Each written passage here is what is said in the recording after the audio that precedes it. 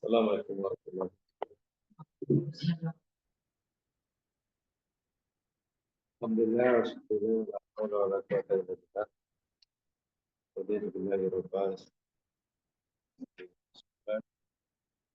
wa bisawfi sabri.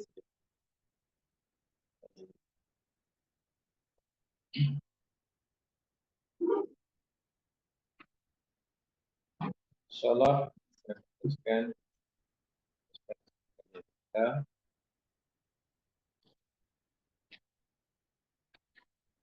untuk melanjutkan praktis baca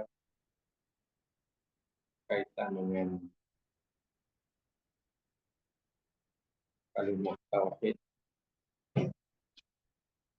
Si aku sahaja mengucapkannya, meyakininya semasa hidupnya, dan ia meninggal dalam keadaan kalimat tauhid tidak terbatal. Sungguh pun ia mempunyai dosa-dosa besar lagi banyak, maka ia tetap dijanjikan oleh Allah surga baginya. Itu daripada hadis-hadis kita baca dan sepatah berbeda sekalian dari hadis tersebut, di mana hadis yang kita pelajari bukan dari lisan.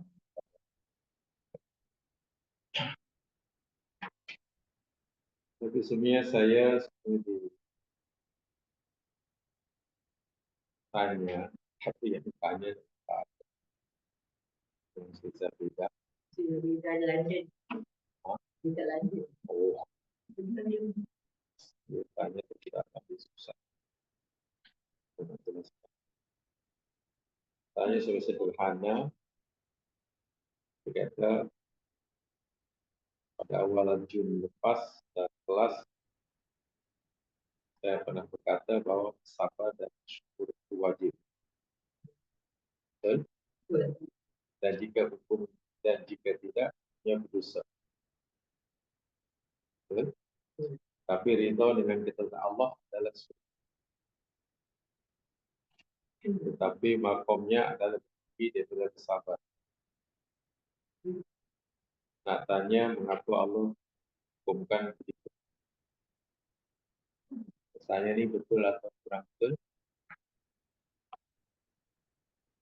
Nah, menurut zaman sekarang pertanyaan ini betul atau kurang tepat? Tanya ialah bersabar dan bersyukur wajib. Dan jika tidak, hukumnya berdosa. Apakah itu betul? Ya. Bersabar dan bersyukur wajib. Jika tidak, hukumnya berdosa. Oke? Tetapi ridho dengan ketentuan Allah adalah sunat. Ridho terhadap ketentuan Allah hukumnya sunat. Betul? Ya, betul? Salah. Salah. Tetapi makomnya ada lebih tinggi daripada sabar. Dan disinilah misalnya kalau kata saya sering ingatkan, jangan salah paham dan jangan punya paham yang salah. Yang kita bicarakan dulu ya ini secara spesifik pas dalam masalah musibah berkaitan dengan masalah ujian. Oke? Bukan pada semua masalah. Kalau dalam masalah-masalah yang lain, contoh, bila Allah bagi uji, wajib sabar. Sabar hukumnya wajib. Bila Allah tetapkan pada qada dan qadarnya kita wajib ridho. So, ridho hukumnya wajib. Wajib. Jika Allah bagi kita nikmat, kita bersyukur pada hukumnya ini ketentuan yang telah. Tapi yang kita bicarakan itu bukan bab ini. Yang kita bicarakan untuk masalah ujian. Bila kita diuji, itu case-nya. Bila kita diuji, bersabar hukumnya wajib. Ridho dan syukur hukumnya. Ridho dan syukur terhadap ujian. Sunnah. Itu maksudnya. Jadi jangan dipukul rata. Oh, rupanya ridho sunnah. Itu salah ben keliru. Oh, syukur terhadap musibah wajib. Salah ben keliru. Jadi kalau pertanyaan kita khususkan, maknanya masalah ujian, masalah musibah. Itu saja, jangan yang cerita yang apa namanya nikmat lah. Kita diuji, itu kisnya.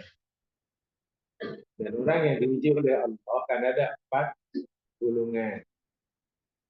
Ada 4 golongan sekaligus merupakan 4 tingkatan manusia. Marotib. Yang pertama orang jazi, boleh diuji mengeluh, kecewa, bengkak, boleh marah. Wah, itu hukumnya haram. Ya, hukumnya haram. Ini ya poinnya ya ini bab ujian. Jangan dikaitkan nikmat. Nah, contohnya ujian semata-mata.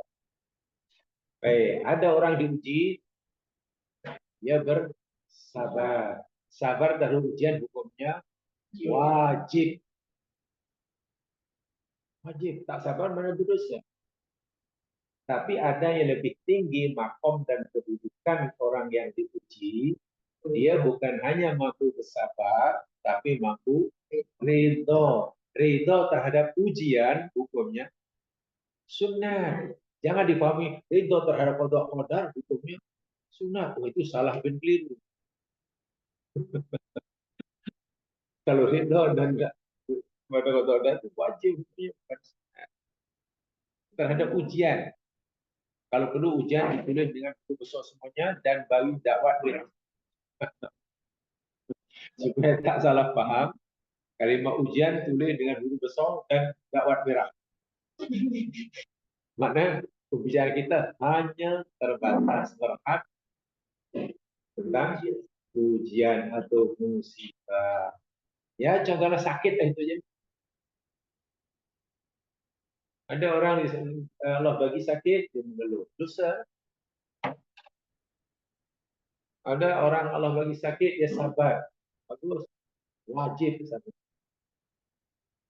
Kalau kita ingin lebih tinggi makom kita bila diuji, jangan hanya bersabar, tapi ridho. Ridho itu makomnya lebih tinggi dari orang yang diuji oleh Allah dan dia ridho, makomnya lebih tinggi daripada mereka yang hanya bersabar. Tetapi walaupun makom ridho lebih tinggi, hukum ridho terhadap ujian hanya sunnah. Ada paham? Nah, kalau kita ingin lebih tinggi lagi makomnya, udah uji, lebih tinggi makomnya, jangan hanya tapi mensyukuri ujian itu makom tertinggi, paling tinggi. Tapi hukumnya sunat. Kenapa sunat? Dan ini rahmat Allah. Anda bayangkan, jika Allah wajibkan, orang diuji, bila uji kamu wajib sabar, bila tidak dosa, wajib ridho, kalau tidak neraka, wajib syukur. Ridho terhadap ujian itu jauh lebih susah daripada bersabar terhadap ujian. Ya. Lebih-lebih lagi mensyukuri ujian, musibah, itu bukan sembarang orang mampu. Sebab itu Allah hanya berikan hukuman sunat sahaja. Bayangkan kalau diwajibkan. Sholat 5 waktu wajib karena Allah Maha tahu semua orang pasti mampu buat. Tak ada alasan untuk tidak buat kan? Karena pasti mampu buat. Sebab itu sholat 5 waktu hukumnya wajib. Tapi qiyamul lail Sunat. Coba kalau diwajibkan. Bayangkan kalau itu. Dari situ itulah. Jadi tapi jangan, masalahnya jangan diperluas ya, jangan kaidahnya sabar itu wajib, ridho itu sunat, syukur itu sunat, bukan begitu cara itu salah betul. Nanti dengan kemudian Allah bagi nikmat pun rupanya apa hukum mensyukuri nikmat Allah? Sunat kata Ustaz itu siapa ya? Mensyukuri nikmat hukumnya wajib. Sebab Allah minta syukur, Allah kata itu sangat penting. Habis bila syukur itu dianggap sebagai sunat, mensyukuri ujian musibah itu sih. Jadi ada syukur wajib, ada syukur sunat, kan? Ya. Tidak paham ya? Jadi yang ditanyakan rumah itu sudah tak tepat. Dia salah paham. Sayang nih.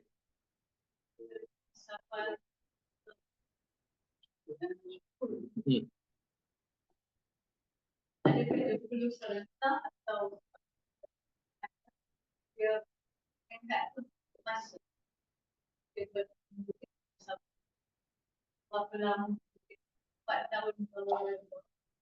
ya, itu tergantung kepada kualiti kemampuan jiwa seseorang itu. Ada orang yang mungkin karena sudah sangat mengenali Allah Subhanahu wa taala, bahwa Allah ini adalah Tuhan yang Maha Pengasih, Maha Menyayangi, dan sentiasa merasa disayangi, dicintai oleh Allah. Bila Allah bagi sesuatu yang kata musibah, ya mungkin orang itu tidak perlu tidak akan melalui tahapan sabar, mungkin terus itu terus. Jadi bergantung kepada sebelum ujian. Orang ibarat beginilah, bila orang itu masih jauh daripada Allah, bila Allah uji atau bila Allah bagi sesuatu yang dia tak suka, mesti mengeluh. Nah, itu pasti itu. Itu menunjukkan bahwa dia makomnya masih jauh daripada Allah. Bila orang itu makomnya sudah makin dekat, nah dia sudah merasa bersalah bila mengeluh. Dia akan berusaha untuk bersabar. Gitulah. Bila orang itu sudah biasa, makomnya dekat, makin dekat, dia bila diuji saja tidak perlu tidak akan mulai tahapan sabar. Mungkin terus begitu. Bagi orang sudah sangat dekat dengan Allah, sangat dekat. Bila diuji oleh Allah, akan terus bersikit pun sabar dah. Dia pasti dah. Bukan makna dia tidak bisa. Sabar itu sudah ketika ia peringkat tadika, itu sudah peringkat boleh. Kalau peringkat tadika mungkinlah sabar belum kita makomnya baru tadi. Kalau sudah SPM, kalau sudah college, satu contoh. Dan ini pernah saya sampaikan. Itu hadisnya sahih. Adalah hadis yang sahih.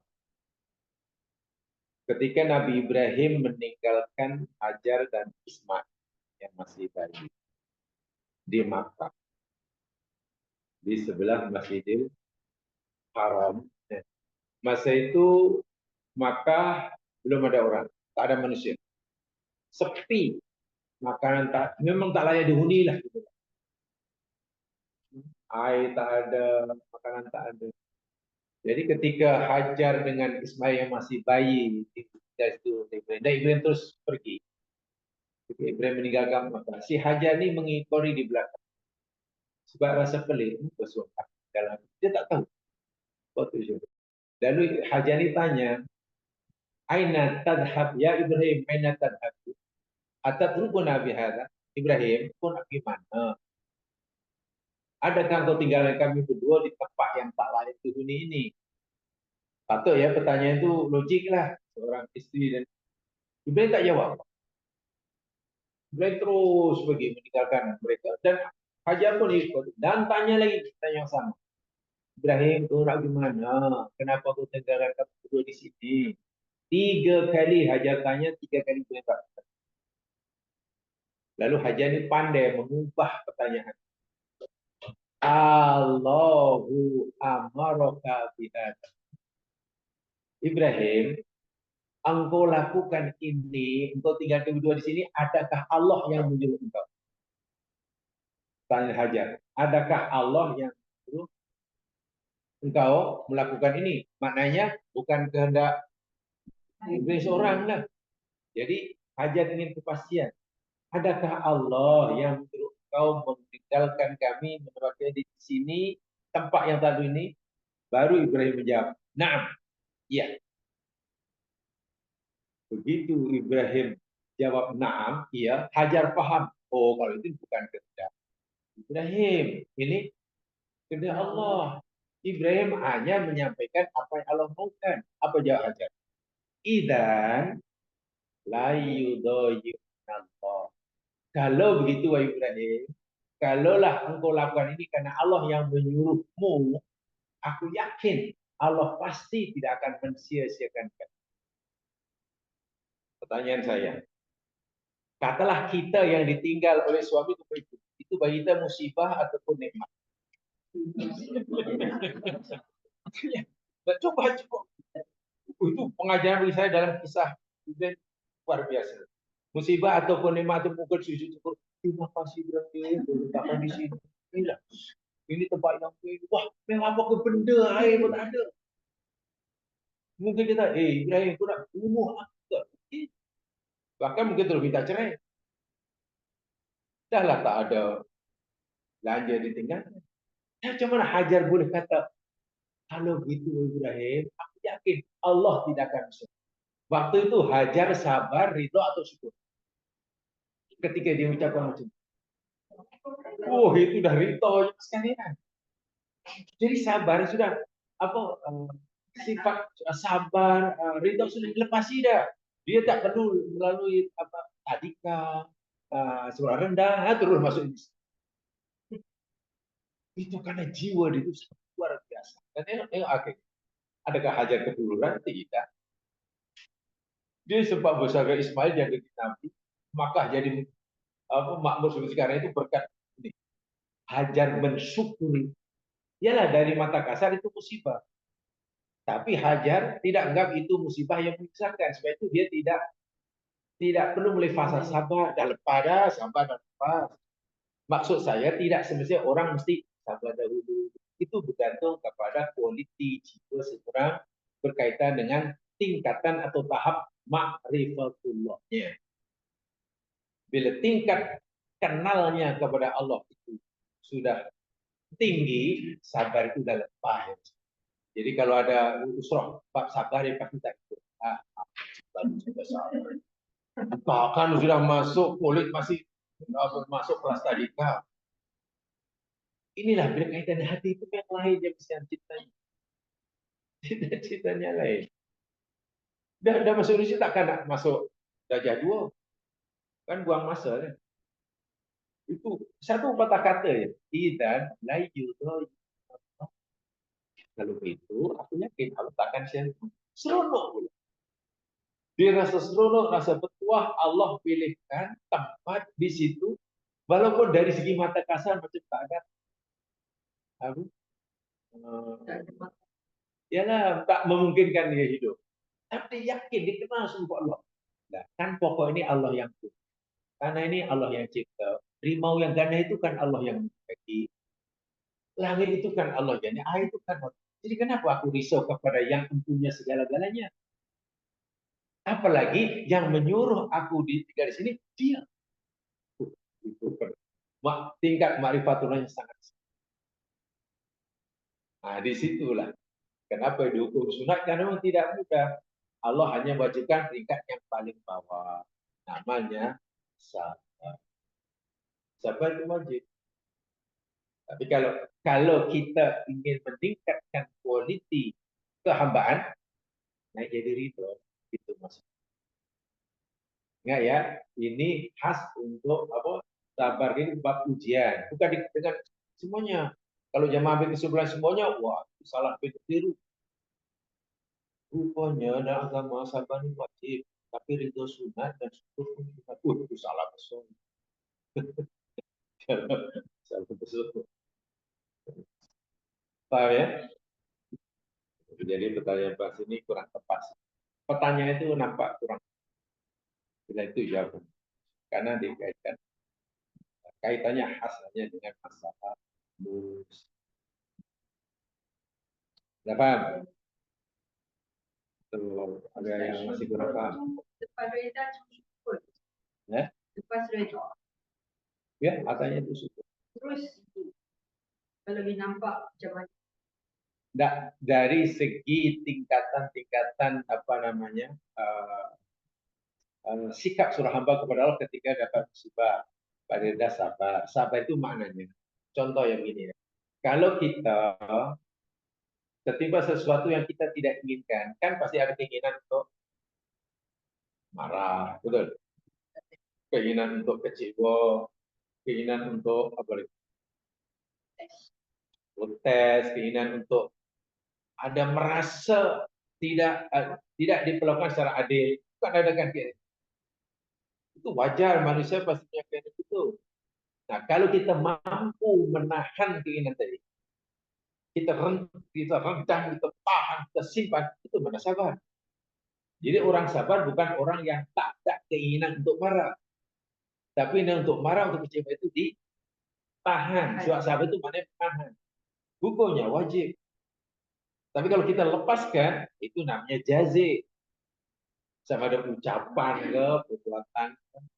Ridho, orang yang sudah tidak ada keinginan itu. Ditimpa musibah, ingin marah, dah tak ada. Karena dia tahu Allah memilihkan yang baik baginya. Hanya saja dia belum nampak kebaikan yang Allah pilihkan itu. Sebab itu ya sudah.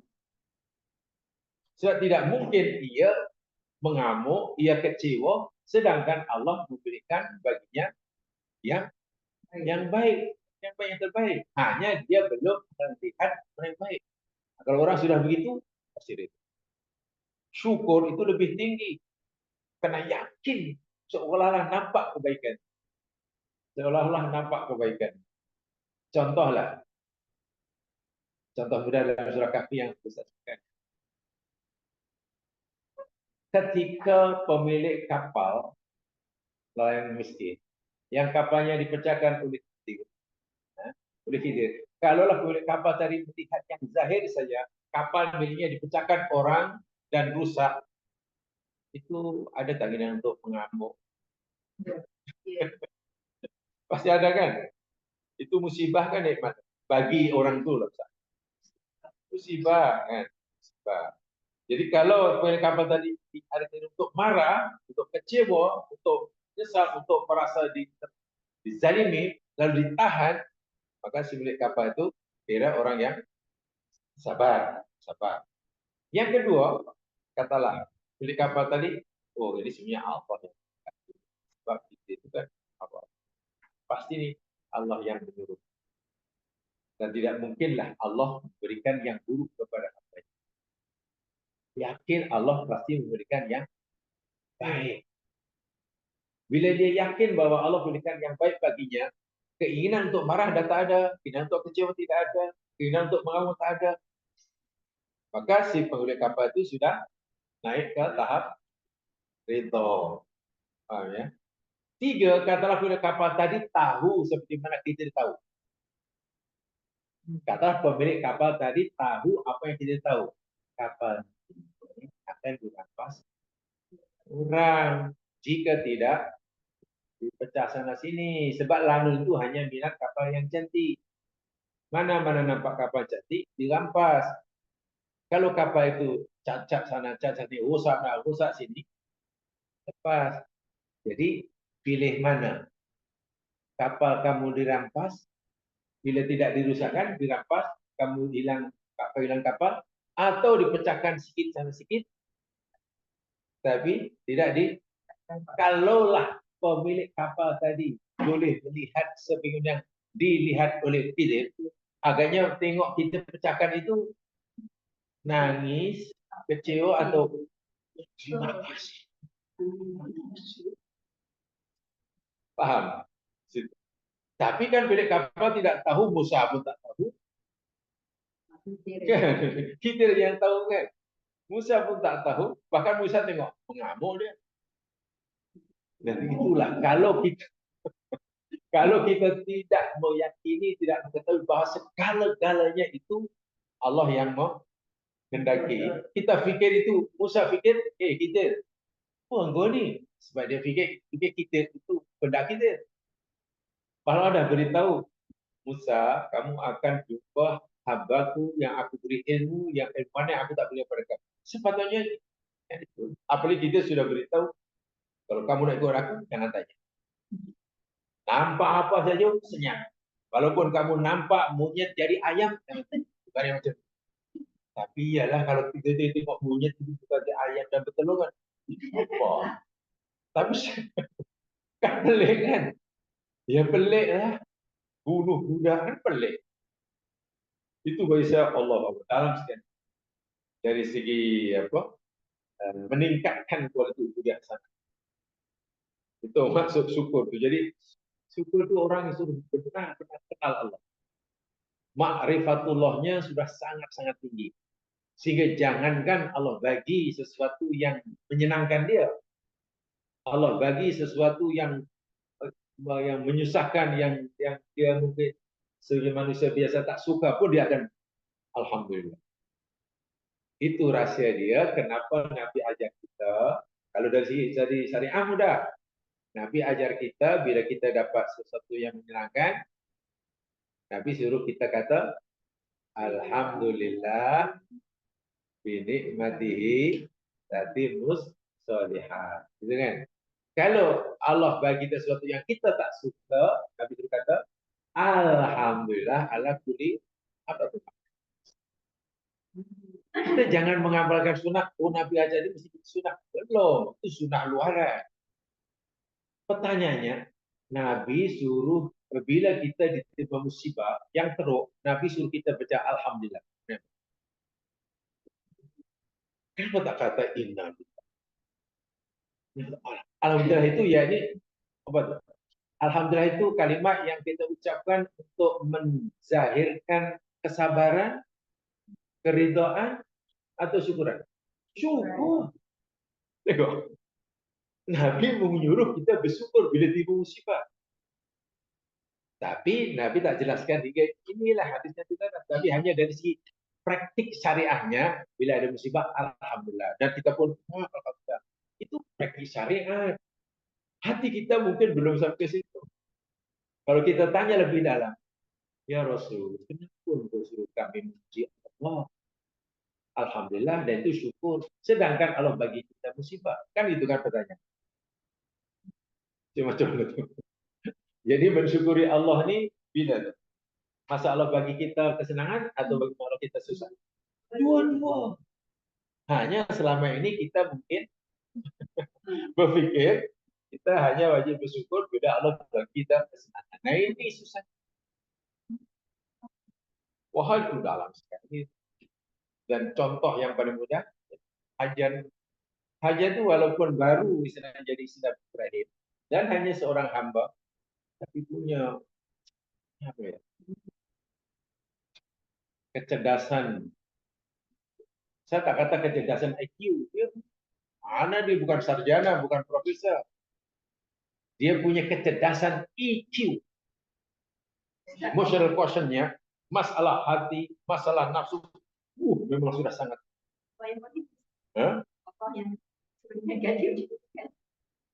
Ya maklum dengan istri Nabi Ibrahim dan istri itu berlama, apalagi istri yang nanti akan dipisahkan. Dan jangan salah apa dan tak tahu.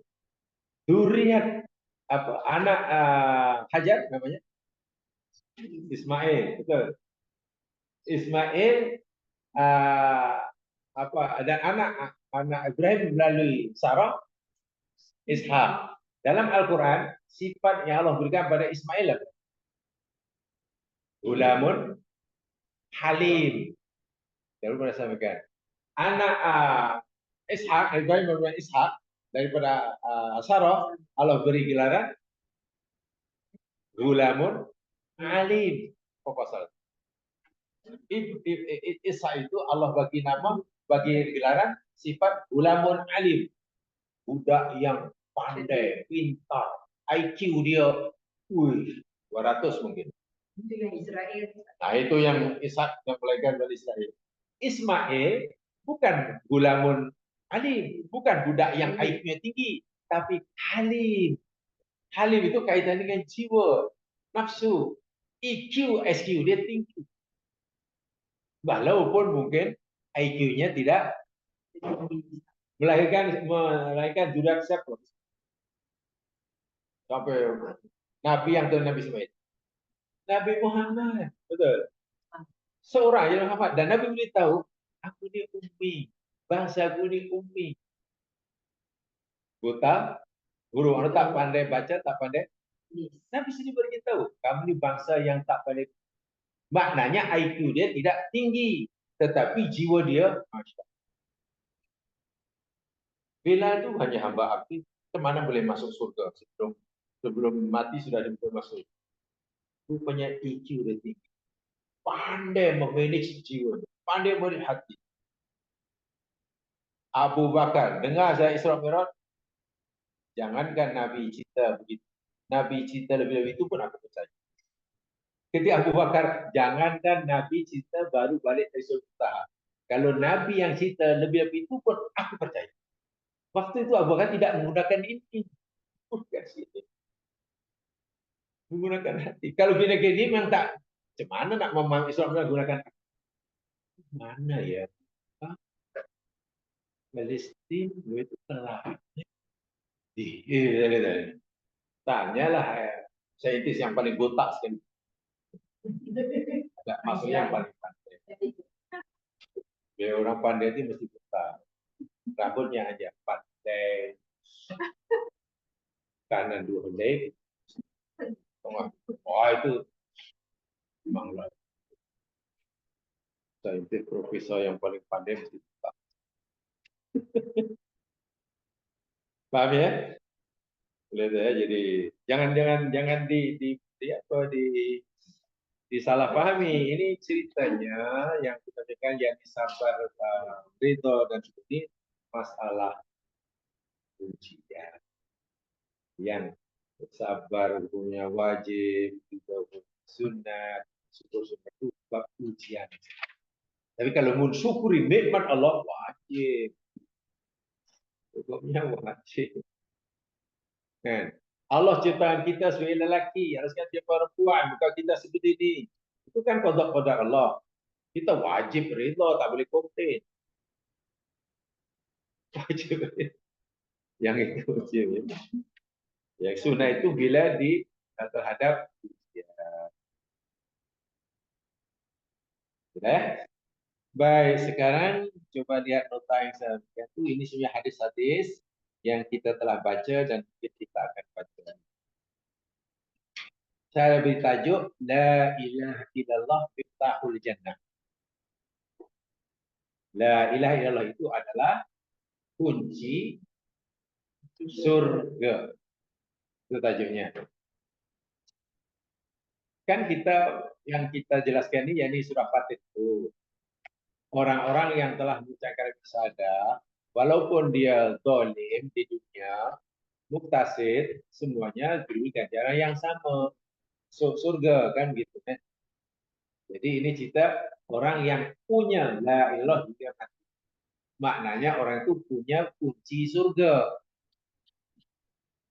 Bukan punya kunci tak boleh masuk. Nah, ini hadis yang telah sampaikan minggu lepas atau sebelumnya. Hadis pertama daripada Buddha Ifadi riwayat Bukhari. Itulah kita pelajari ya. Atau itu Nabi SAW balik tahu pun abiat. Kata Abu Dar, aku pernah datang menemui Nabi dan Nabi waktu itu sedang berselimut memakai pakaian berwarna putih. Wawa naim, Nabi sedang tidur. Gitu. Tuma itu aku istirahat. Kemudian aku mendatangi Nabi dan Nabi telah terjaga dari tidurnya. Faqala, tiba-tiba Nabi bersabda kepada aku, kata Abu Dar. Ma min abdin qala, tidak ada seorang hamba pun yang berkata la ilaha illallah, la ilaha illallah, tuma mata ala dzalik, kemudian dia mati atas la ilaha illallah. Makna la ilaha tidak terbatal. Illa dakhala al jannah, melainkan ia Pasti masuk. Ya, Abu Dhar terkejut. Mana ya Rasul? Orang jahat terus masuk surga. Jadi Abu Dhar semacam tak percaya, macam susah nak menerima. Lalu dia kata, "Qultu," kata Abu Dhar. Aku kata, "Wa in zana wa in sarqa," ya Rasul. Walaupun orang itu berzina dan juga mencuri, qala Nabi sabda, "Wa in zana wa in sarqa." Ya, walaupun orang itu berzina dan mencuri, masuk surga karena ada la ilaha illallah. Qultu, aku kata, "Wa in zana wa in sarqa." 3 kali Abu Dhar kata. Walaupun dia berzina, bahasa sang satu hari, kalau bahasa kasarnya, ketika Nabi beritahu, siapa yang ucap kalimah la ilaha illallah kemudian mati atas itu masuk surga. Walaupun zina dan mencuri. Abu Dhar kata, protes. Bahasa sekarang, ya betul ya Nabi. Ya betul. Sampai 3 kali. Akhirnya yang keempat, anak Nabi kata, iya wa in zana wa in sarqa ala raqmi anfi Abu Dhar. Ya, walaupun dia mencuri, dia berzina, dia membunuh, asal sahadanya tidak benar, masuk surga. Walaupun Abu Dhar bergulik-gulik tak puas hati. Walaupun Abu Dhar bergulik-gulik tak puas hati. Sebab Abu Dhar nak macam apa? Berat nak. Ya, betul. Wah, Nabi yang besar, kita takkan Nabi surau. Ya? Itu yang menunjukkan bahwa la ilaha illallah Allah. Nikmat yang sangat besar. Jangan sampai terbatas. Karena itu pintu surga. Sebab itulah jamaah sekalian tengok ya, agar kita ini tetap terjaga akidah kita, agar kita tetap terjaga la ilaha illallah, sehingga kita mati la ilaha itu tidak terbatal, walaupun mungkin banyak juga kita masih punya dosa kepada Allah yang Allah belum beri pengampunan. Tolong ini setiap kali nak tidur, tolong baca doa yang baca. Ini doa tidur. Biasanya jamaah baca doa tidur apa? Kalau nak tidur biasanya. Bismillahirrahmanirrahim. Ya wa'mur. Biasanya. Atau tak baca. Tahu sokong. Atau hayal dahulu. Inilah doa yang antara doa yang Masya Allah. Hadisnya sahih. Dia Bukhari. Perhatikan itu. Daripada Al-Barra bin Azib. Nabi bersabda, ya fulan, idza awaita ila firashika. Hai fulan, apabila engkau pergi awayah itu pergi menuju ke katil, bilik tidur. Firash itu maknanya tilam, katil. Mana bila awak nak pergi tidur, nak tidur, fakul, ucapkan, katakan, ini doa dia. Allahumma aslamtu nafsi ilaih. Apa artinya? Ya Allah, aku serahkan jiwaku, diriku kepadanya. Itu memberi makna apa? Bila kita, ya Allah, aku serahkan jiwa raga kepada. Dan begitulah kita kan kita innalillah wa inna ilaihi rajiun. Jadi Nabi nak tidur itu sudah seakan-akan sudah mempersiapkan dirinya untuk mati. Kan dia kata, aku serahkan diriku kepada. Ya bersedia untuk mati itu. Insyaallah. Wa wajjahtu wajhi ilaihi. Dan aku hadapkan wajahku kepada engkau. Mana aku hadapkan diriku ini, perasaanku, hatiku ini, pikiranku hanya padamu. Aku tidak berpaling kepada yang lainnya. Yang ketiga, wa fawwadtu amri ilaihi. Aku serahkan. Fawwadha itu menyerahkan. Amri segala urusanku kepadamu. Ya Allah, segala urusanku, ya Allah, duniaku dan aku serahkan kepadamu. Itu kan Doa macam orang nak mati. Memang ya Allah, keluarga aku macam mana nanti, macam itu, anak itu macam mana nanti, macam mana. Ya aku serahkan ya Allah. Seakan-akan dia sudah tidak lagi diberi uang untuk menguruskan urusannya yang belum beres. Urusan rumah masih terbengkalai, aksesnya dapur tak siap dan urusan transaksi tanah belum habis. Ya Allah. Masya Allah, ini doa anak mati yang saya bukan hatiku ini. Fabattu amri ilai. Wa alja'tu zuhri ilai. Dan aku baringkan. Aku letakkan baringkan, tidur itu baring. Belakangku mana tuh badanku kepada. Patutlah Nabi tidur mencontohkan. Bercontoh tidurnya ini mengiring ke sebelah kanan menghadap kiblat. Ka'bah. Itu maksud apa nih? Al-ja'tu zuhri mengiring sebelah macam itulah betul sebiji macam mayit dalam liang lahat. Itulah tidur sunnah. Mayit dalam liang lahat kan bukan ditelentangkan, bukan diterungkuk, mengiring sebelah kanan menghadap kiblat. Itulah tidur. Sehingga bila Nabi kata, aku baringkan badanku menghadap kepadamu, maknanya nak mati itu. Betul-betul kalau kita agak dalam sedikit memahami, ini bukan doa orang nak mati. Memang begitu. Semuanya ilaih. Dan itu namanya akidah. Namanya akidah tauhid. Rohbatan wa rohbatan ilaih. Aku lakukan semua itu, ya Allah, aku serahkan diriku kepadamu, aku hadapkan diriku kepadamu, aku serahkan dalam urusan kepada ya Allah ini, dalam benar rohbah, mengharap, penuh harapan. Rohbah, dalam ada rasa khawatir dan takut kepada. Karena nak berjumpa Allah mesti ada dua sifat ini. Rohbah wa rohbah. Dalam kalimat yang lain ada roja dan khauf. Sama. Rohbah itu roja, harapan. Mengharap bahwa Allah akan mengampuni dosanya, menerima amalnya.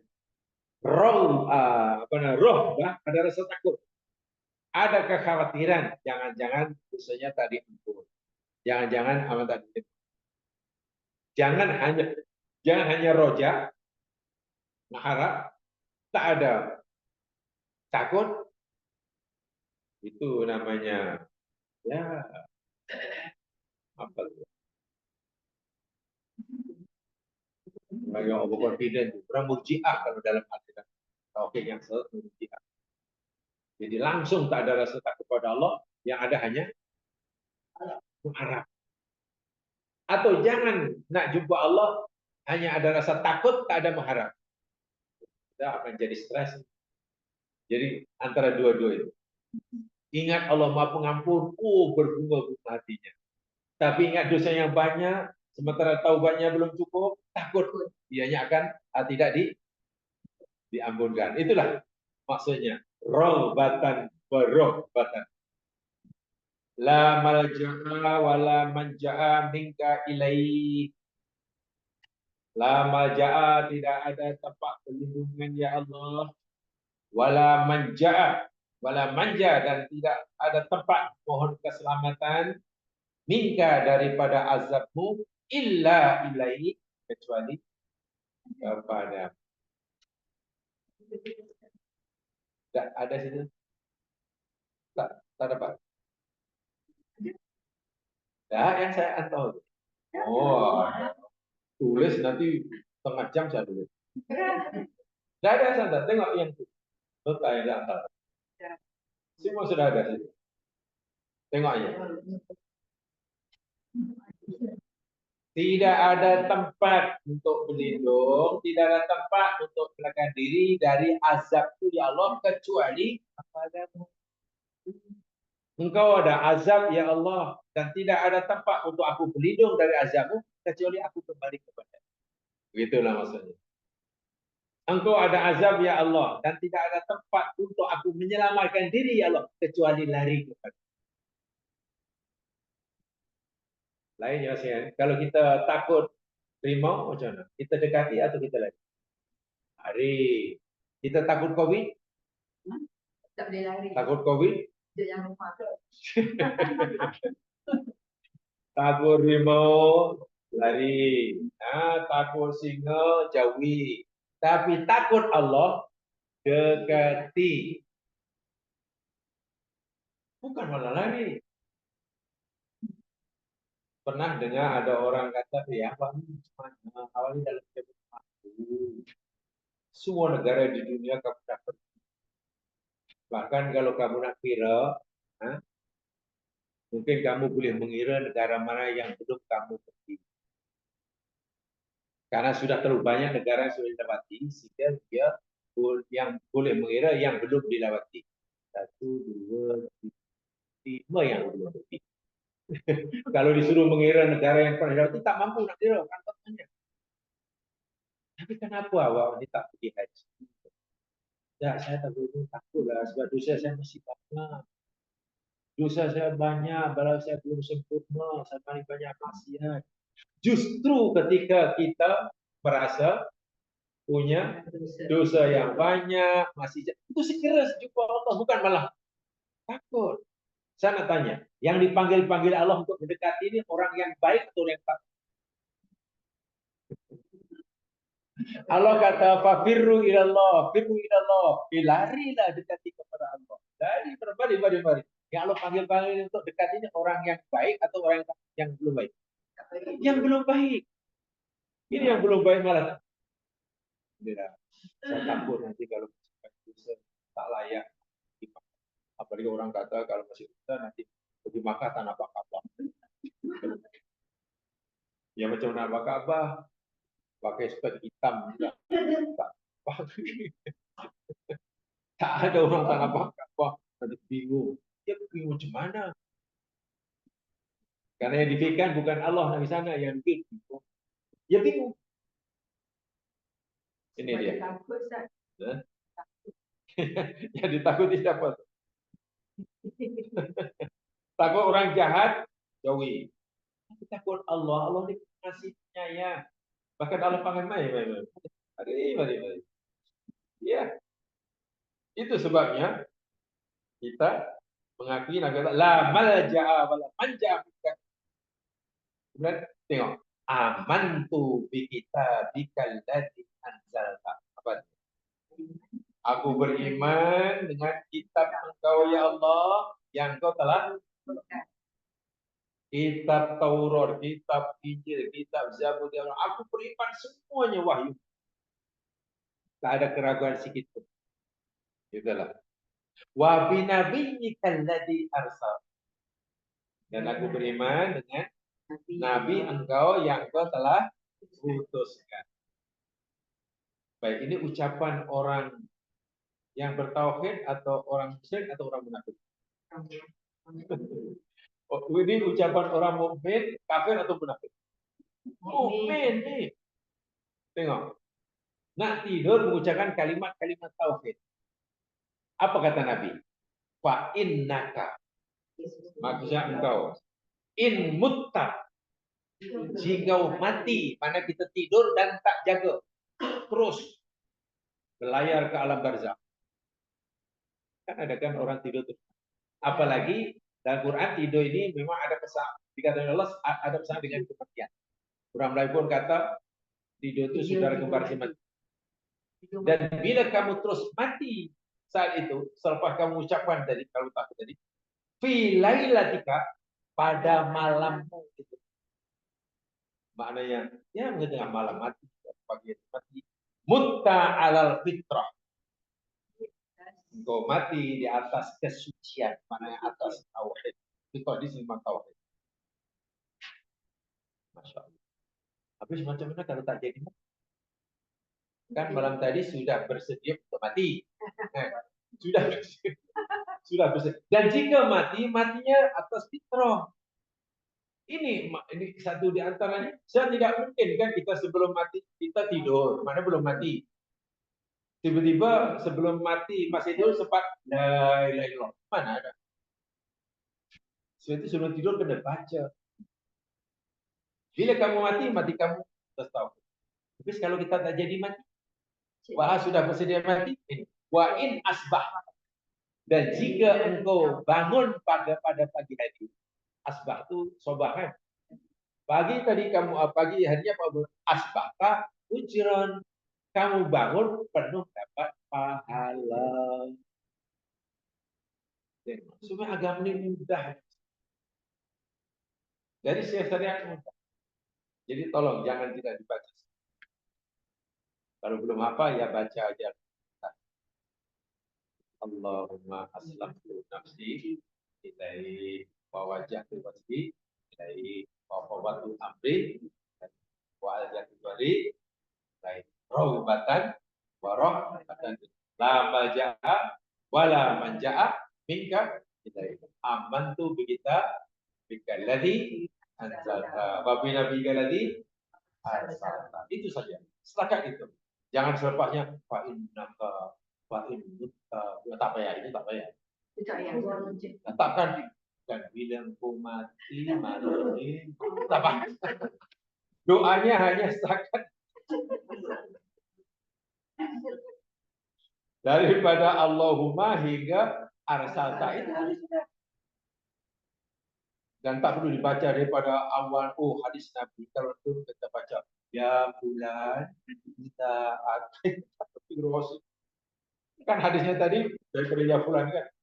Lalu kita nak tidur baca ya bulan apa itu tak payah terus ya Allah. Mudahnya sekalian dan alhamdulillah boleh dipahami artinya. Jadi semakin yakin. Kemudian dalam ya ini janji Nabi ini Sahih Bukhari. Bila ada mati ada atas tauhid. Husnul khatimah. Bila tak jadi mati, pagi hari sihat pula boleh melompat-lompat. Dapat pahala. Bangun pagi, bangun tidur tetap dapat. Allah.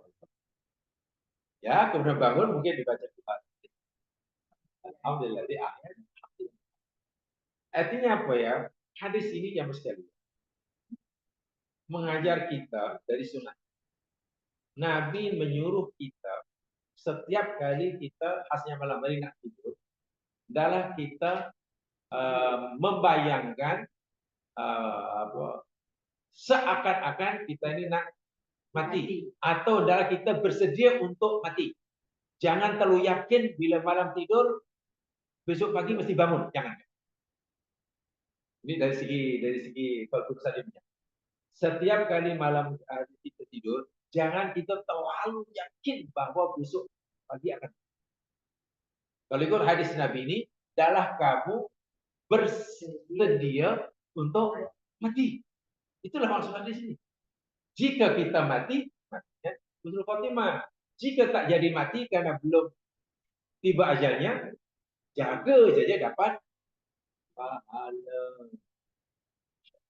Sungguh. Dibaca lepas baca Al-Mulk. Ya, saya apa yang Nabi suruh baca Al-Mulk lah, baca Al-Sajadah, baca.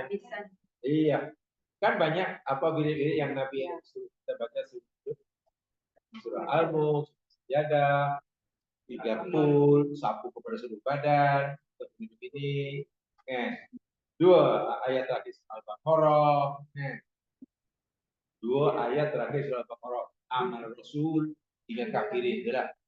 Itu tiap malam tidak boleh, tidak Nabi. Kemudian baca, ini syahadah. Oh itu lebih dari itu. Ini terjemahan syahadah.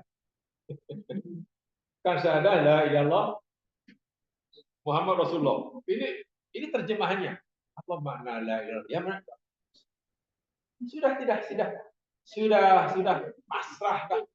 Sudah tak ada tentang dunia yang akan ditinggalkan, kan kita sudah ya Allah urusan duniaku tentang keluarga aku yang aku belum bereskan ya Allah aku serahkan kepada sudah luar biasa. Dan sekarang aku betul-betul bertekad hanya menuju kepadamu, mengharapkan pengampunan. matinya ala fitrah. Paham ya? Jadi tolong jangan ditinggalkan. Ya, sementara Allah masih berfirman. Sebab tidak. Ya, semua. Kan Allah kan Nabi ajarkan aku beriman pada kitab yang kau turunkan. Kitab yang Allah turunkan apa itu? Semua. Islam ini agama yang paling adil. Meyakini semua para utusan daripada Adam dan meyakini semua kitab. Beza dengan Nasrani. Nasrani hanya meyakini Nabi Isa itu pun dinaikkan makamnya jadi anak. Hanya mengikuti kitab Injil. Itu pun telah diubah semua. Yahudi hanya mengikuti Nabi Musa. Itu pun sering disakiti hati Nabi. Mereka hanya meyakini kitab Taurat. Itu pun diubah-ubah. Islam ini tak. Semua Nabi itu kita percaya. La nufarriqu baina ahadin min rusul. Kan itu amal rasulu bima unzila ilaihi min rabbi wal mu'minun kullun amana billah wa malaikatihi wa kutubihi. Itulah Islam. Sebab itu kalau orang Islam baca secara sadar tapi tidak meyakini Musa dengan Tauratnya, batal sadar. Tidak meyakini Isa alaihissalam dengan Injilnya, batal sadar. Jadi kita boleh ya menghormati sama menghargai Nabi Isa. Bahkan sebut Isa kita kata alaihissalam. Hanya sehebat Nabi Isa pun dia adalah utusan Allah, bukan Allah, bukan jelmaan Allah. Itu kita menyebutnya Isa karena Allah bagi nama Isa. Ya mereka mungkin menyebutnya Jesus, tapi kalau dimasukkan Isa ya tidak masalah. Berkata Isa. Ada yang mengatakan Yesus, Yesus Kristus, Jesus Christ kan? Ya.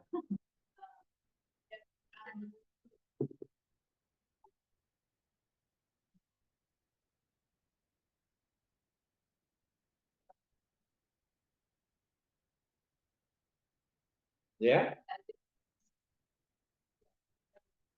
Sebetulnya ketika Nabi SAW diutus oleh Allah dan Allah telah turunkan Al-Quran, maka terhapuslah isi kandungan syariat kitab-kitab sebelumnya.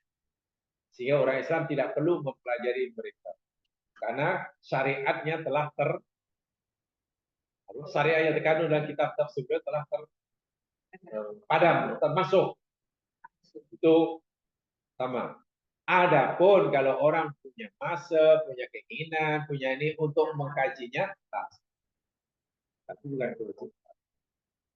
Walaupun keutamaannya tentu mempelajari. Punya dah banyak. Iya. Ustaz Nabi Isa Injil tu wahyu ya, wahyu. Semua wahyu. Tapi macam Nabi Musa dia macam sekaligus ya. Kitab-kitab sebelumnya diturunkan sekaligus. Kitab suci sebelum Al-Quran, Allah turunkan pada para nabi sekaligus. Yang turun sikit-sikit dengan berbagai sebab di dunia ini hanya Al-Quran.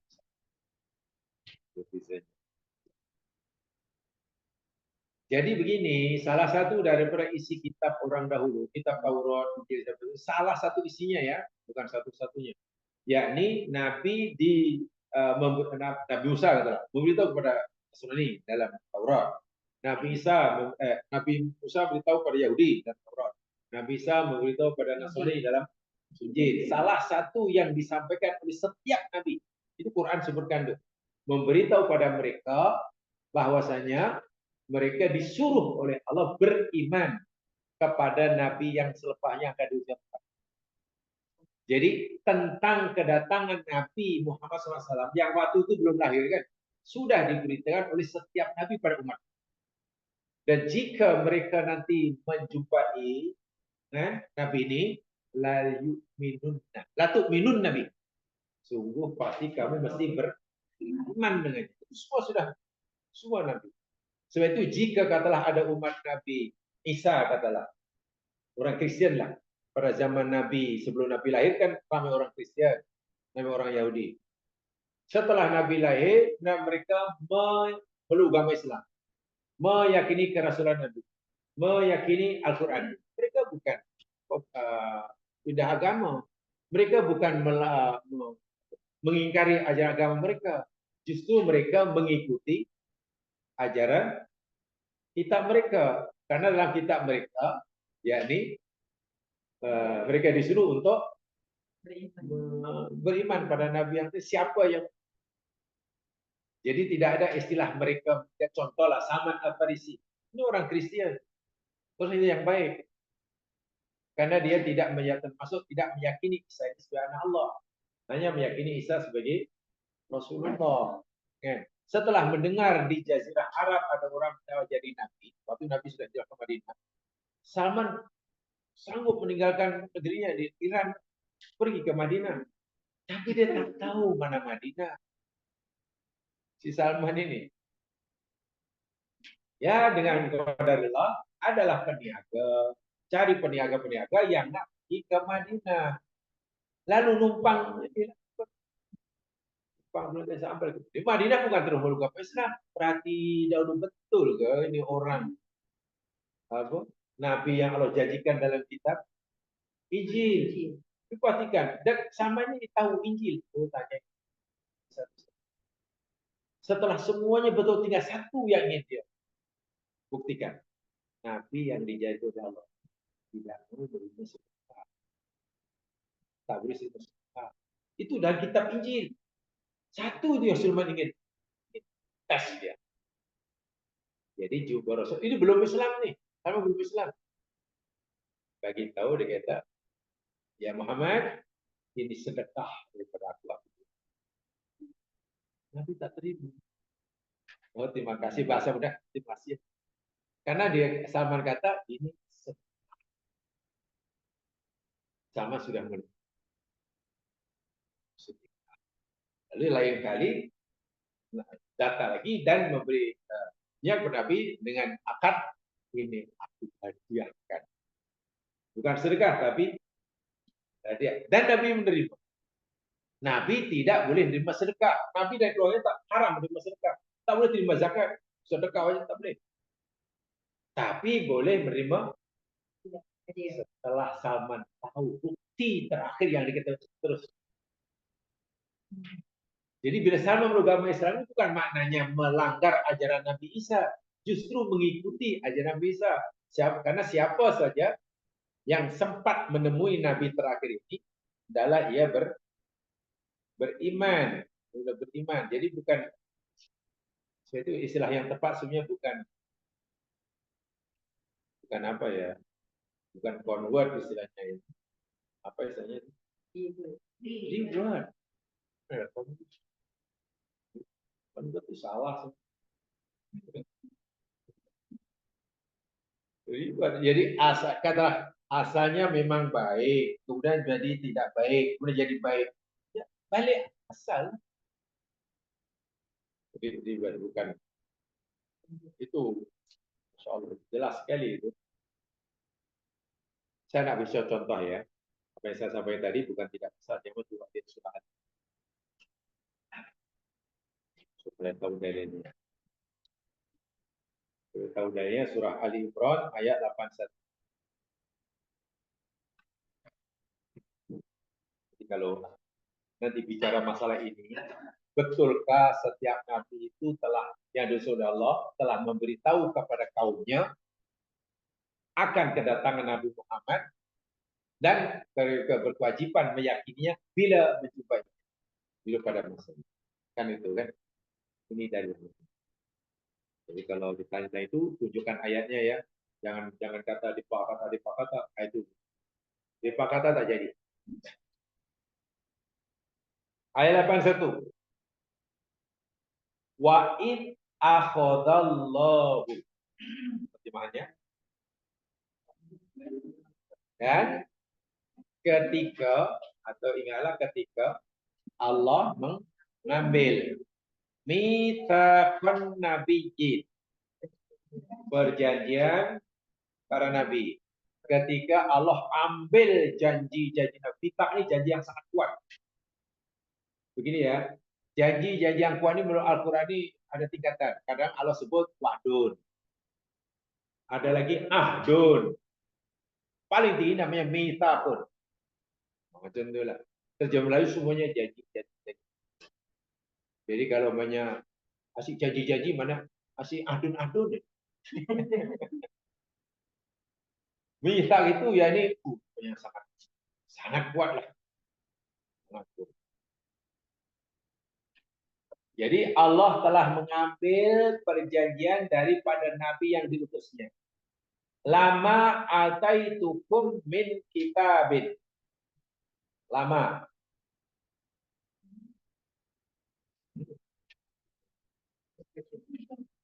Lama ataitukum.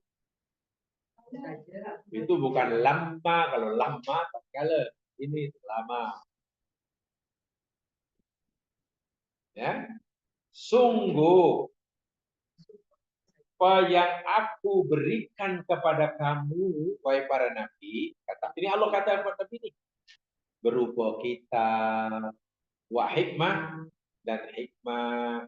Tsumma ja'akum rasulun, kemudian datang kepada kamu kemudian bukan nabi ya, umat nabi, kemudian datang kepada kamu umat para nabi itu seorang, tengok rasul, bukan rusul. Tadi nabiin, bukan nabi. Paham ya kalimatnya? Tadi nabi maknanya nabi-nabi. Jadi maknanya Nabi Musa, Nabi itu, Nabi Adam, itu nabi-nabi, Nabi Isa. Semua telah memberitahu pada kaumnya, sungguh jika datang pada kamu kitab dari mana dan datang pada seorang rasul. Bukan rasul-rasul. Dan rasul ini musaddiqun lima ma'hum. Rasul ini membenarkan apa yang ada bersama kamu. Mana kitablah. Nabi Muhammad datang membenarkan isi Injil yang dibawa oleh Musa. Nabi Muhammad menggunakan isi Taurat yang dibawa oleh Musa. Jadi setiap Nabi beriman itu. Kalau kamu menjumpai, mengalami, kamu hidup sezaman dengan Rasul yang berkata, latuk minun nabi. Sungguh pasti kamu beriman dengannya. Ini kalau khobari tapi maknanya insya. Maksudnya hendaklah kamu benar-benar sungguh-sungguh beriman dengan Nabi. Bukan sekadar beriman, walatan suronna. Dan sungguh pasti atau hendaklah kamu benar-benar menolongnya. Ini adalah janji yang Allah ambil daripada para nabi yang Allah utus, kemudian disampaikan pada umat mereka masing-masing. Jadi Allah beritahu, wahai para nabiku, tolong sampaikan kepada umat kamu, bila ada di antara kamu, wahai nabiku, atau umat kamu, yang nanti menjumpai, mengalami, hidup pada zaman ada seorang rasul yang aku utus. Rasul ini membenarkan kerasulan kamu, membenarkan kitab-kitab kamu mesti beriman. Tidak boleh tidak. Kamu mesti menolong. Sehingga itu Nabi pernah bersabda, "Lau kana Musa hayyan baina adrikum, ma halalahu illa ayatat." Kalaulah Musa sekarang masih hidup di tengah-tengah kamu.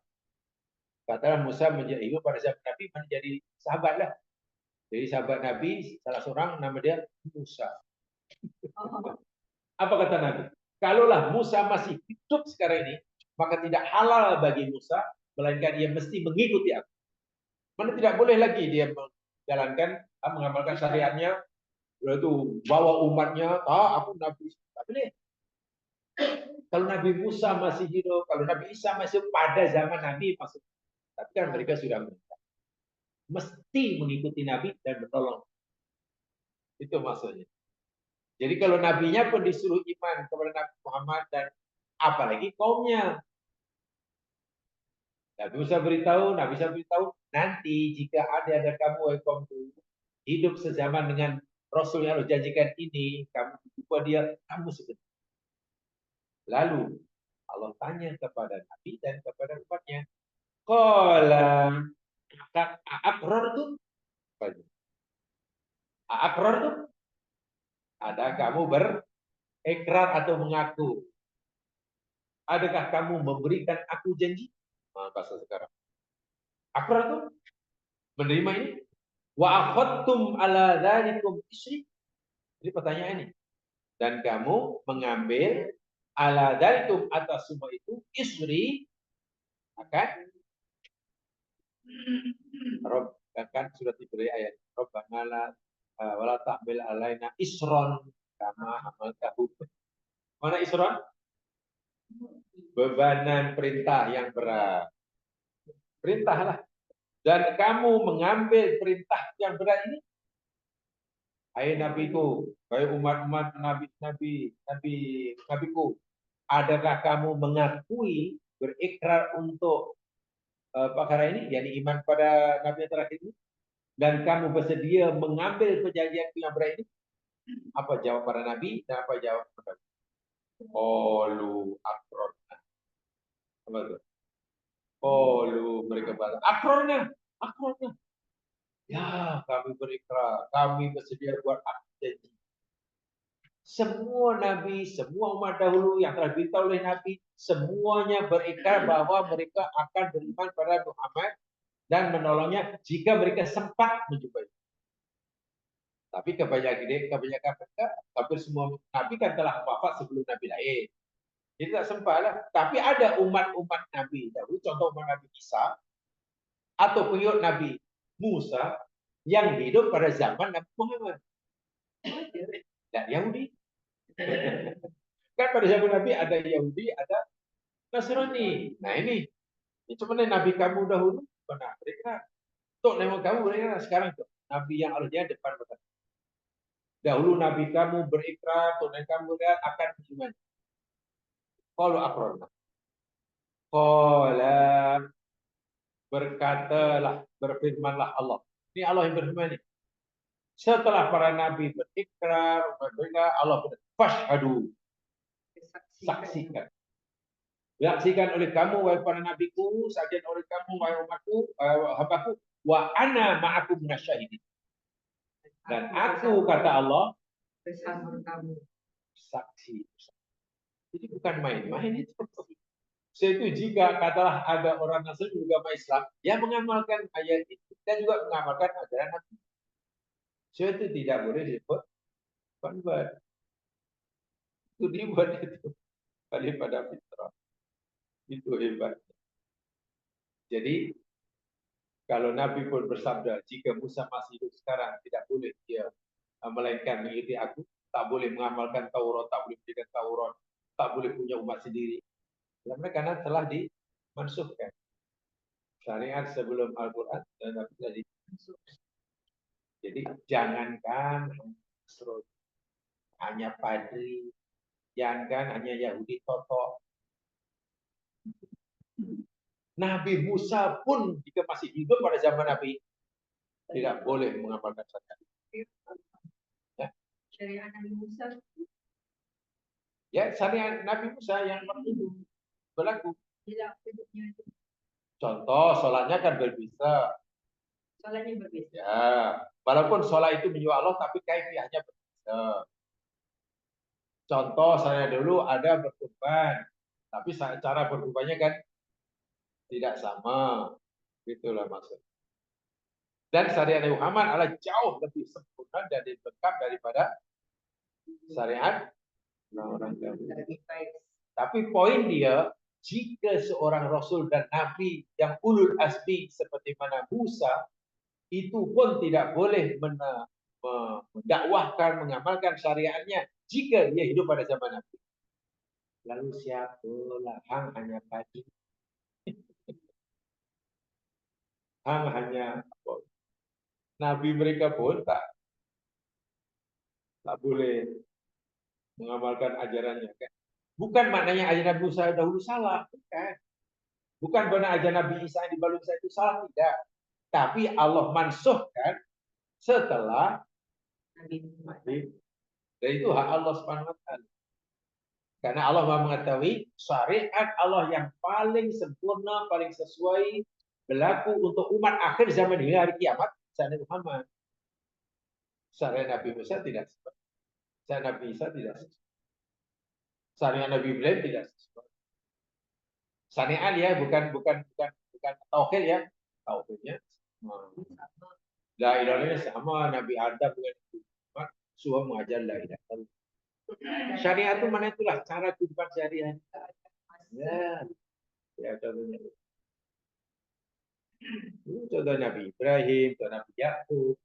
Nabi Yakub kawin memadukan adik beradik, ada masalah. Istri Nabi Yakub itu adik beradik, jadi memadukan adik beradik. Saya Muhammad tak boleh. Ya.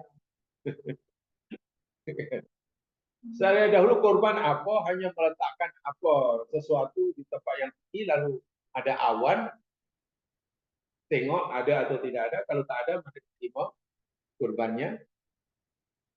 Ini semuanya berbeza. Itu maksudnya. Jadi kembali kepada hadis tadi, bahwasanya doa yang dibaca oleh Nabi ini seperti itu doa akidah. Kita tahu betul tahu. Kalimat la ilallah itu bila dijabarkan, diuraikan menggunakan kalimat yang panjang dan kita seyogyanya melafazkannya sebelum tidur karena kita tak tahu tidur itu boleh jaga atau tidak. Ini Allahumma aslamtu nafsi wajhtu wajhi ilaik fatu amri ilaik. Jatuh tahri ilaik rohbatan. Nah, malja wala manja minka ilaik amantu billahi zata wa bi nabiyyika alladhi arsalta. Setakat itu saja. Yang selepasnya tak boleh baca. Selepas itu ada baca itu tak bagi tahu siapa. Cuma selepas itu kan jika engkau mati malam ini, engkau mati. Nah, tengok ya terjemahannya bawahnya anna man khotama. Apa ini? Anna man khotama. Sesungguhnya siapa saja yang menutup, khotama kan menutup, mengakhiri bi kalimat tauhid. Dengan kalimat tauhid, dakhalal jannah. Dan itulah kalimat tauhid. Jadi ini ada perbincangan yang lebih ya. Adakah orang itu mesti mengucapkan la ilallah sebelum mati baru dikira masuk? Atau maksudnya orang yang mati dan ucapan akhirnya ini kalimat tauhid. Sebab tahu tak saya maksud? Nabi bersabda siapa yang akhir ucapannya la ilallah masuk surga kan? Tapi ucapan Nabi terakhir sebelum Nabi sebelum wafat bukan la ilaha illallah. Cuma itu. Ucapan terakhir Nabi sebelum mati itu apa? Allahumma ar-rafiqul a'la. Allahumma ya Allah ar-rafiqul a'la. Mana aku bersedia ingin jumpa kepada ar-rafiqul a'la. Allah Subhanahu wa taala maksud. Kenapa? Karena setiap Nabi dalam hadis Aisyah radhiyallahu bila tiba ajal, malakul maut datang ini bukan terus mengambil nyawanya. Malaikat disuruh Allah untuk menawarkan, untuk pilihan. Nak mati masa itu karena sudah jatuh tempo, atau nak dilanjutkan, dipanjangkan. Setiap Nabi. Peliknya tak ada seorang pun Rasul dan Nabi yang minta dipanjangkan. Jadi kata Aisyah ketika Nabi menyebut Allahumma ar-rafiqul a'la. Dan Nabi macam pingsan dari kemana-mana. Ada sahabat tanya sampai itu.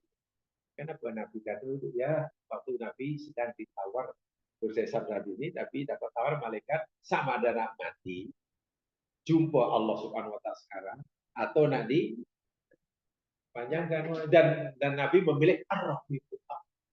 Mana ingin jumpa Nabi tak baca la ilaha illallah.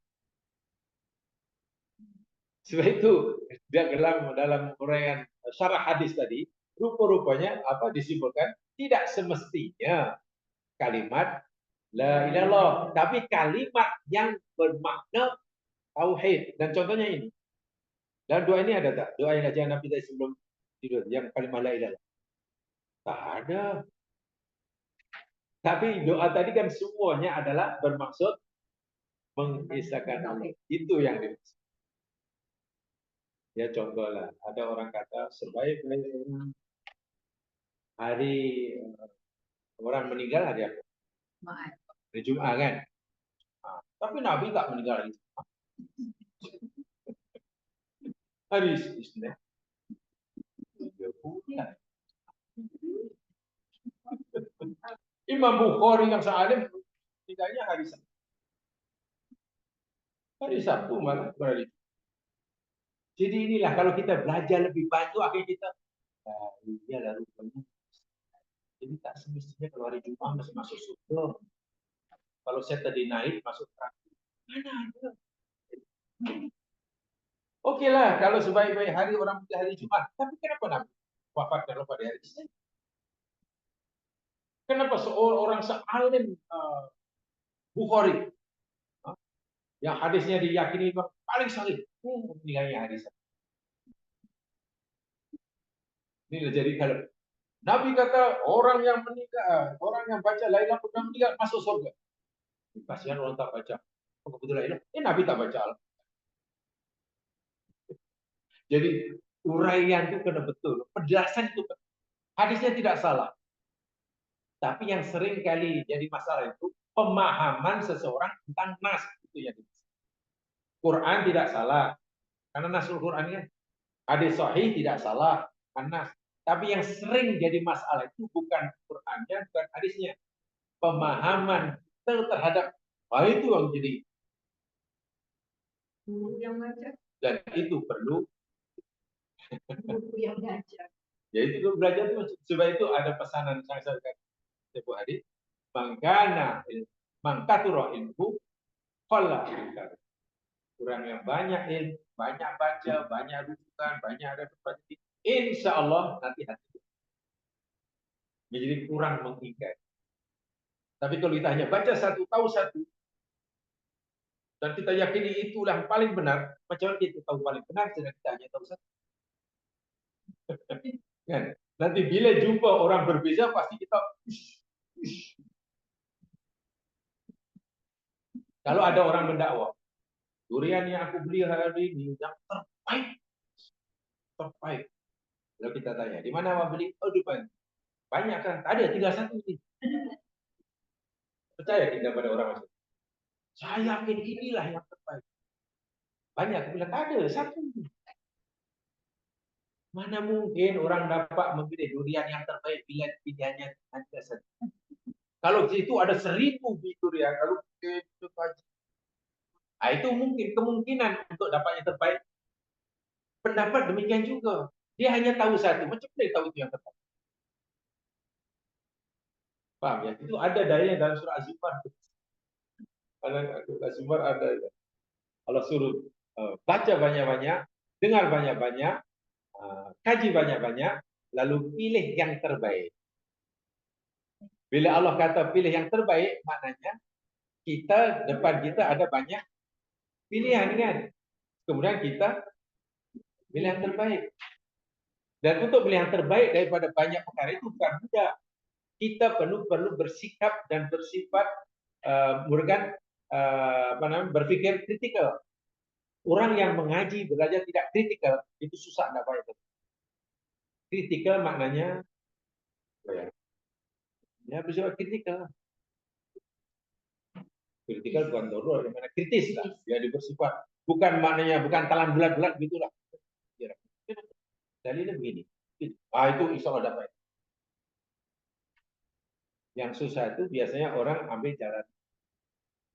Dia menerima kebenaran bukan ditentukan oleh kebenaran itu, tapi ia menimba suatu benar atau tidak tahu siapa yang menyampaikan itu. Kemudian cakap pasti benar. Jadi kalau Nabi kelas tahu usaha siapa si Fulan, karena usaha itu sudah jadi pujaannya, Belum cakap pun benar. Bila dengar cakap orang itu yang tak disukai, orang itu belum cakap pun pasti salah. Itu bahaya. Cara belajar itu sangat-sangat tidak. Karena orang itu pasti tidak punya potensi untuk berpikir kritis. Sehingga bila ada pertanyaan, ada masalah ditanya pada orang, tanya itu. Siapa yang tidak sama dengan kita?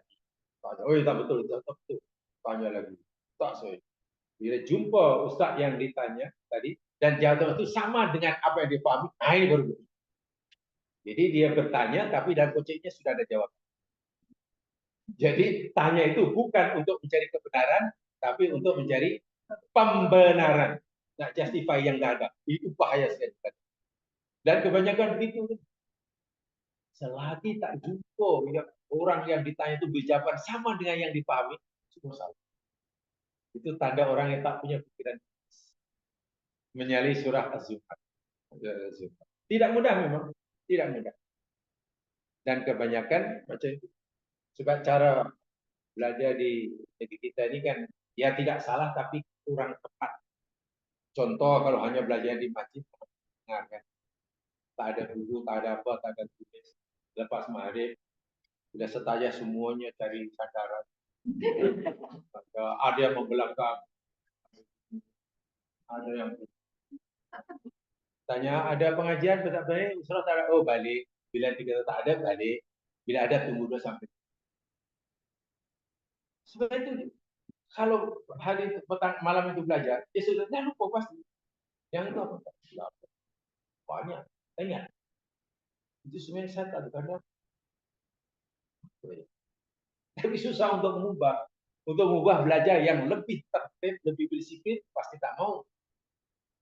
Pasti tak nak kan kena tulis, kena tengok, kena pasti tak nak, kena rujuk. Walaupun gua depan mak, salah sampai rujuk saya dengar aja. Itu susah. Nak ubah susah. Ya, anggap sajalah mereka dapat. Sama dengan dia tak rugikan. Tapi sampai bila-bila macam tu ya. Tak lain. Wallahu alam. Saya tidak berkomentar. Saya tidak berkomentar.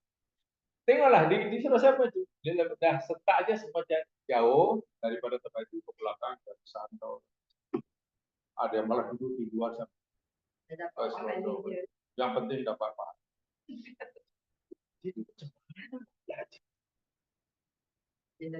Susah, di masjid pun susah sangat. Ya mungkin rasa seronok, mungkin seronok ya bukan. Ya. Bila ada pakai sarahan perdana, nah itu baru seronok. Kalau sarahan perdana kan mesti ramai. Jamaahnya kan. Kalau hari-hari kan. Jadi saya pernah ditanya di apa sebenarnya beza sarahan perdana? Tapi misalnya sama dan itu apa beza perdana? Tak perdana. Karena belajar. Jadi saya ditanya macam itu, manalah saya tahu jawab. Saya bertanya benda yang saya melawak aja lah. Oh, kalau kamu nak tahu bezanya perdana dan bukan, walaupun misalkan sama, cara sama atau berbeda. Kalau syarat perdana itu ada makanan, ambil sendiri. Kalau syarat yang kuliah hari biasa, ada makanan terus janji. Tapi kalau syarat perdana pasti ada makanan, di sudah mewah. Jadi surau kena belanja lah. Jadi kalau nak makan jam malam, ubah saja selama hari itu beli perdana. Hatam perdana mesti ada makanan. Tak tahulah itu saya tak dapat. So ya, anna man khatama bi kalimat tauhid adalah jadi. Sesungguhnya orang yang menutup hidupnya, mengakhiri hidupnya kalimat tauhid masuk surga. Ai yakni la budda lahu min fiha, maka ia mesti baginya masuk surga. La budda min itu masuk. Imma muajjalan mu'afan, sama ada masuk surga karena ia dimaafkan, dengan segera masuk surga karena dimaafkan. Muajjal itu disegerkan masuk surga karena dosa-dosanya Maafkan, wa imma mu'akhkharan ba'da qabihi. Atau sama ada ia ditakdirkan, dilambatkan, ditanggalkan masuk surga selepas disiksa.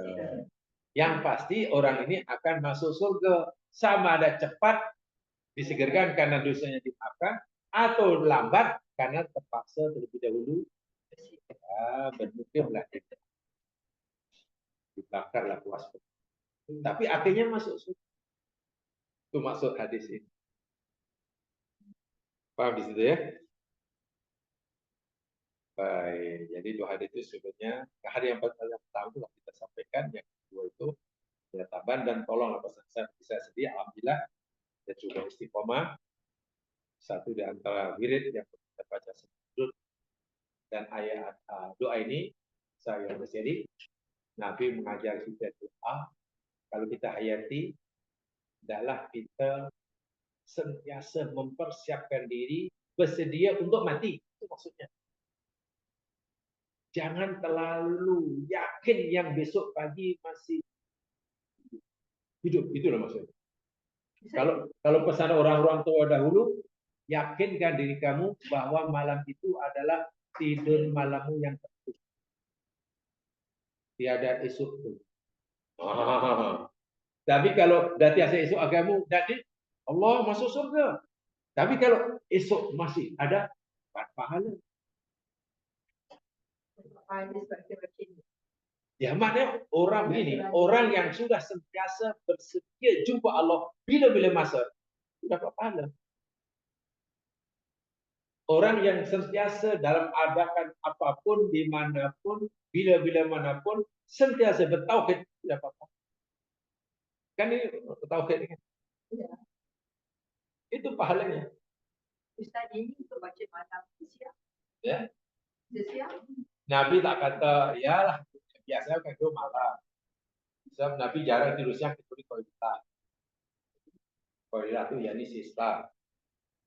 Ya, tidur sekejap jelas, menit, pas zuhur, tidur paling lama ya mungkin 20 jam, itu barulah. Tapi kalau lepas zuhur, tidur, balik lepas, bangun lepas asar, itu paling muntah.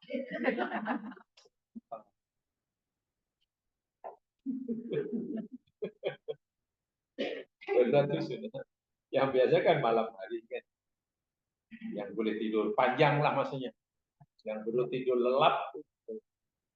Sebab kematian kan kita tak tahu. Berita terbaru mengejutkan. Saya ada tengok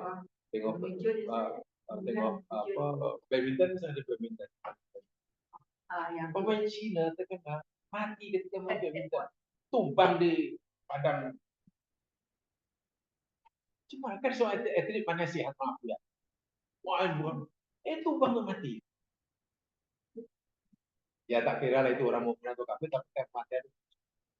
Dahulu pemain Afrika main bola di England kan mati di atas padang. Kejar bola tumbang.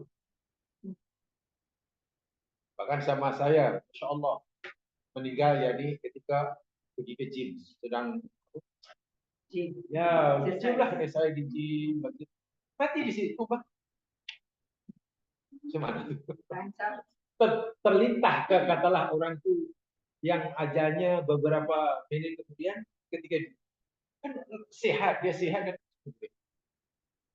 tidak matinya memang itulah. Bila ajal tiba, cepat. Ya. Ya. Pertanyaannya apa sebabnya kalau sebenarnya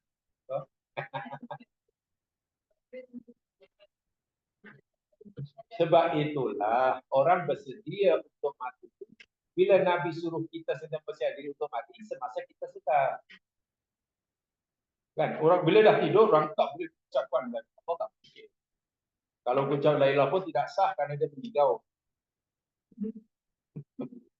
Orang tidur lelap katalah, tiba-tiba bacalah banyak surah Ali Imran. Tak ada apa-apa. Tak apa-apa. Karena meninggal. Amalan yang dikirim oleh Allah ini amalan yang kita lakukan atas dasar ikhtiari, pilihan kita. Bukan ittirori. Ittirori maknanya amalan yang kita lakukan dalam keadaan terpaksa atau dipaksa. Apa yang dilakukan oleh orang tidur, semuanya ittirori. Terpaksa atau dipaksa. Karena bukan pilihan dia kan. Dia jalan-jalan dalam keadaan tidur. Itu bukan pilihan. Dia tendang pintu pecah.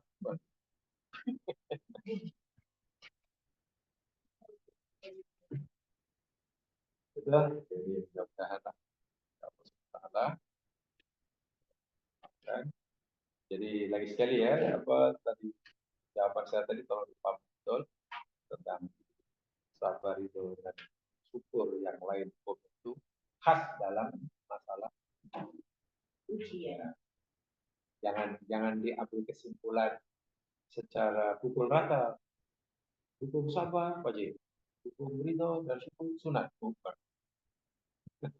Kalau kita simpulkan itu nanti bubaran dalam menghadapi. Wallahu a'lam. Subhanakallahumma wa bihamdika. Baik. Oh, dan saya terus berasal.